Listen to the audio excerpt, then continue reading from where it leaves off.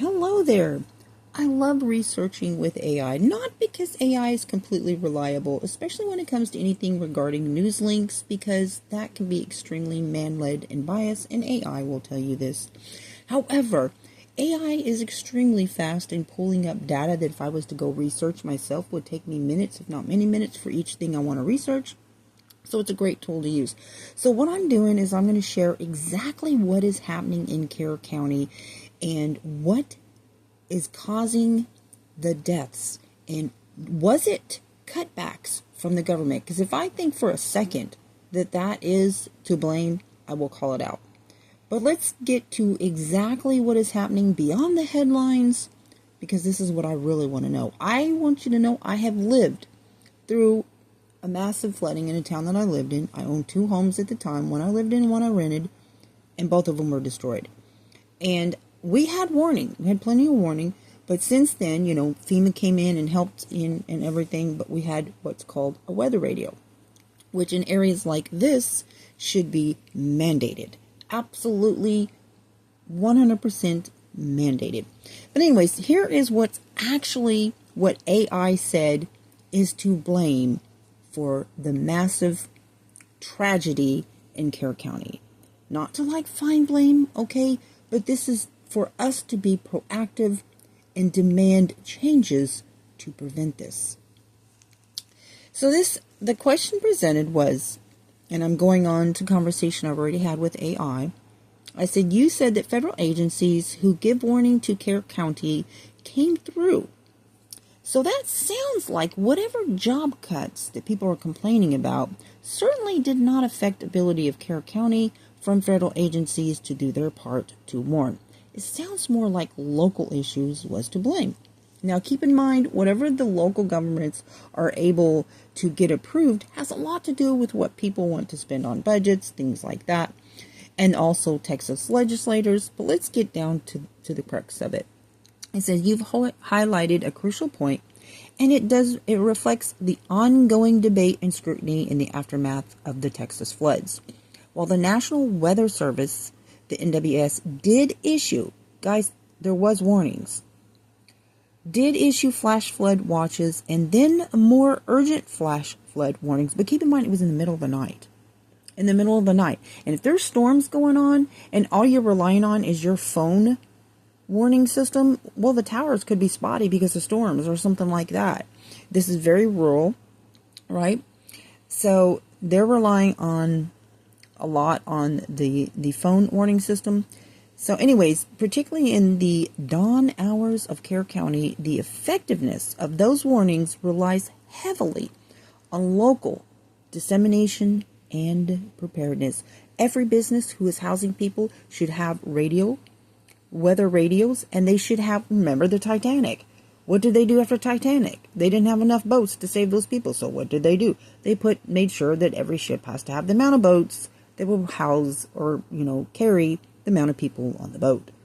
That's common sense. So that's what any business, if you're in a flash flood area that's so known for flash floods that it's literally called the flash flood alley, then businesses who house people should have rapidly inflatable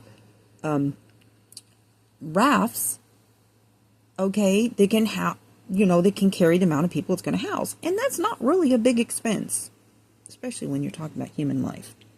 I mean, if you're going to live in a flash flood area and have a business that's going to draw people there, I'm not trying to find blame. I'm just saying, what can we do to make sure this never happens again? It can be prevented. That's the point.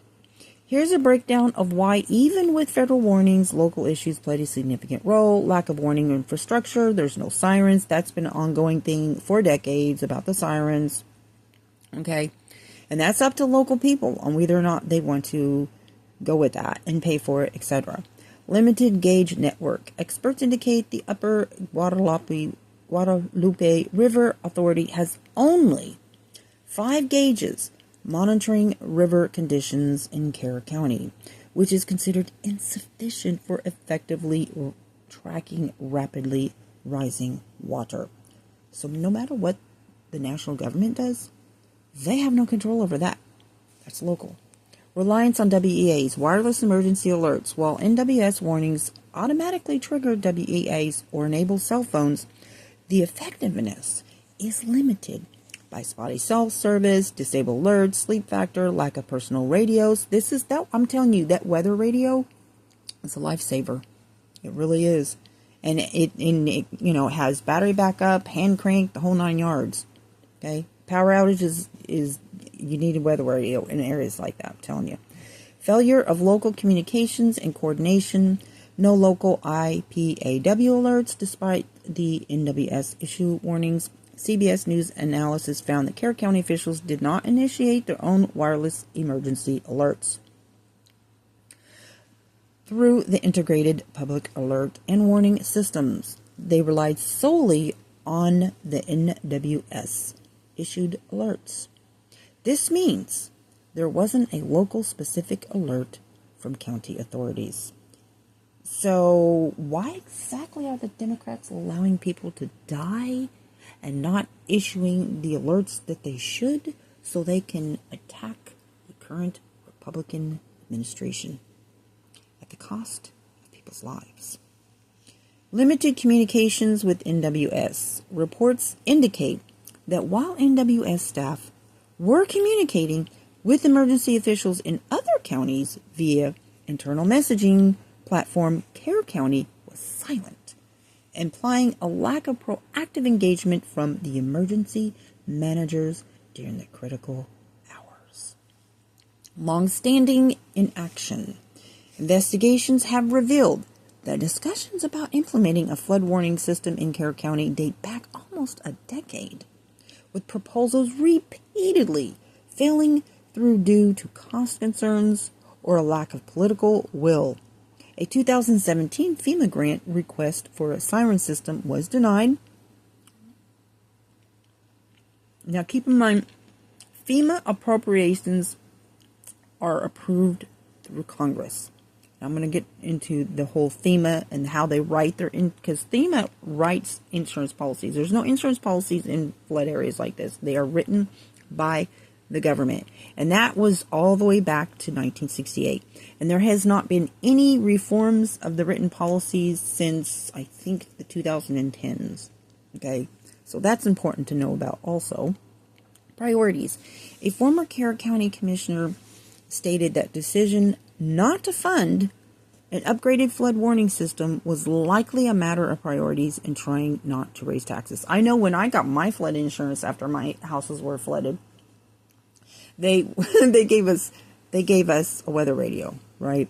It's our responsibility to keep the maintenance of it, but it was like that was a part of the policy. That was a part of the process, is that any of the flood victims, they were given a weather radio. All right. Challenges with camp preparedness. Many of the victims were children and counselors at summer camps along the Guadalupe River. It is now being scrutinized whether these camps had adequate internal warning systems, evacuation plans, or staff trained to respond to such rapid flooding, especially given that many campers might not have had cell phones. Okay, so I think that it should be federally mandated. Especially, I think that if they were to do away with FEMA, which is what they're trying to do, and basically it would be like, approved as each disaster comes along.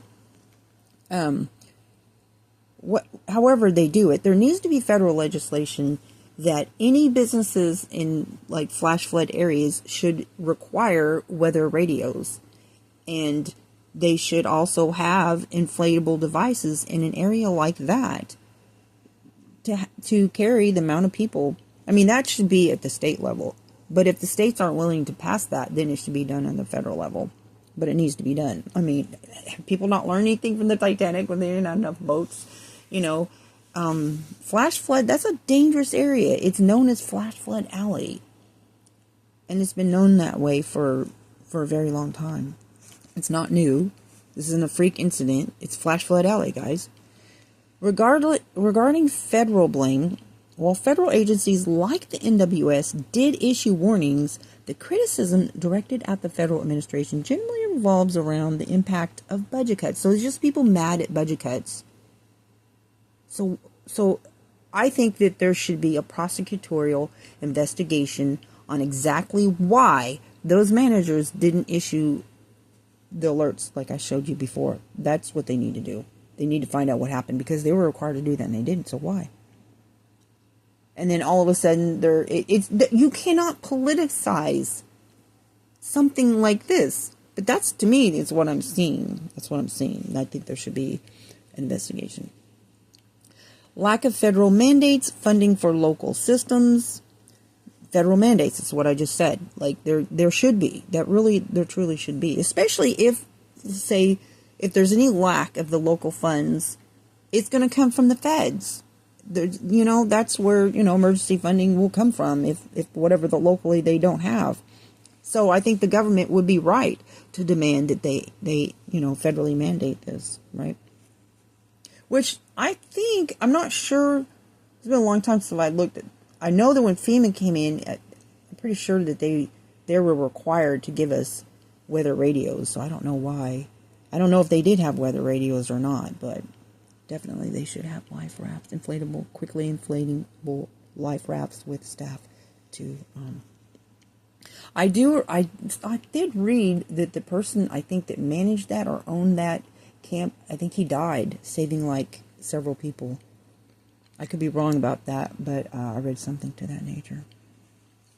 It says, you're correct that the evidence strongly points to significant local issues regarding preparedness, warning dissemination, and the installation of essential infrastructure in Kerr County. While the NWS provided the initial federal warning, the chain of communication and action appears to have broken down at the local level. The federal budget discussions are part of a broader context about the resilience of national weather and disasters response system, but for this specific event, local government decisions and preparedness seem to be the most direct points of failure. Okay, so regardless of whatever budgets they were, the government managed to do what it needed to do, and so this is unacceptable. And it's not about being who's politically to blame or whatever. It is about making sure that this never happens again. So that's why it's important to know what actually happened. And I think people need to know what the truth is so that we can demand to go in and find out exactly who is to blame. And it may just be they might be trying to just pass off civil liability as well. I think that if they're working for the government, though, they'll probably have quite a strong immunity. But they need to know what happened, right? But I think that we should mandate some update to our federal legislation when it comes to disaster. And here is the history with that. Exactly when were the current government written flood insurance policies written? And this is what it goes through, and it tells you exactly. There's not been really anything updating anything since I think 2010s. So you had your Flood Disaster Protection Act, which should include flash flooding and policies of 1973. Then you had your Reform Act of 1994, 2004, the Biggert Water Flood Insurance Reform Act of 2012. The Flood Insurance Affordability Act, this is just about financing, in 2014. You had a reauthorization in 2017. All that does is reauthorizes the funds, which is current until September 2025. And Congress is going to have to argue out what they're going to do next as far as FEMA.